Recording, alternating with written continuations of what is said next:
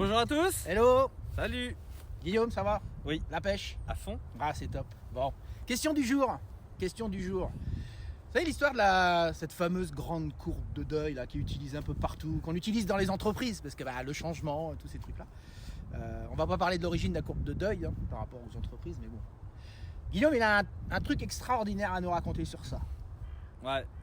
Allez, à toi. La courbe de deuil, en fait, je l'ai vraiment bien expérimenté. Bon, alors tout le monde expérimente vraiment dans le cadre de la perte d'un être cher, bien évidemment, puisqu'elle a été modélisée dans ce contexte-là.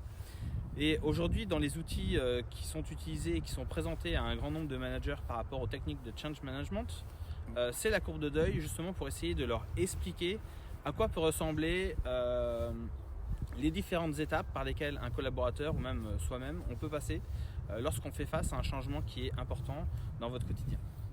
Alors, l'expérience dont Thierry parle, c'est 2 plans sociaux successifs. Ah, c'est pas mal ça. C'est pas mal, donc c'est pas mal. Ouais, c'était sympa. Enfin bon, ça reste un souvenir, mais l'objectif de ce que je voulais vous parler, c'est que la courbe de deuil telle qu'on la présente, elle est vraiment réaliste dans le cas de la perte d'un être cher, où il y a un événement qui se passe, il y a une perte réelle et définitive et une impossibilité complète de revenir en arrière. Et auquel cas, cette courbe de deuil se déroule vraiment comme ça. Okay. La difficulté en France, en particulier dans le cadre des plans sociaux, contrairement à d'autres pays et notamment je pense aux États-Unis, c'est que entre le moment où on annonce qu'il va y avoir un plan de sauvegarde de l'emploi, bon, on fera pas. Allez, stop. On n'est pas là pour ça, hein. Ok. Entre le moment où on annonce un plan de sauvegarde de l'emploi, un plan social, et le moment où la nouvelle organisation s'implémente, trouve ses repères et passe vraiment en phase productive et de production efficiente, il y a quelques étapes.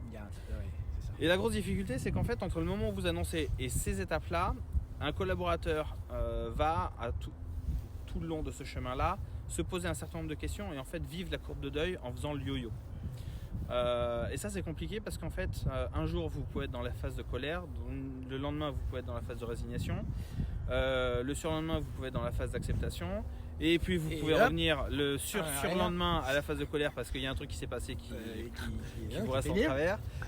Donc voilà, donc si vous êtes vous aussi confronté à ces techniques de change management, tous les outils et les méthodologies qu'on peut utiliser dans ce cadre-là, et qu'on vous présente la courbe de deuil, soyez vigilants parce que cette courbe de deuil, elle est vraiment bien si vous perdez votre cochon d'Inde pour un enfant, votre grand-père, votre père, votre mère, votre oncle, enfin peu importe.